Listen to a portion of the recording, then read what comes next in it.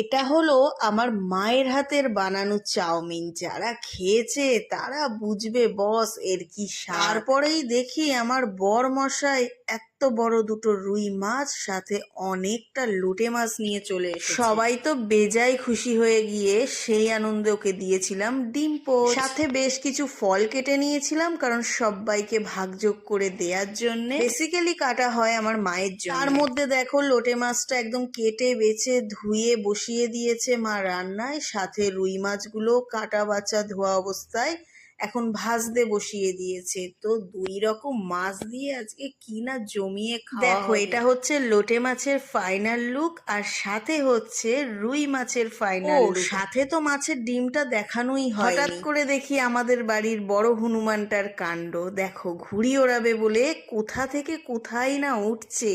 এসব দেখে কি নিজের হাসি থামানো যায়? তোমরাই বলো।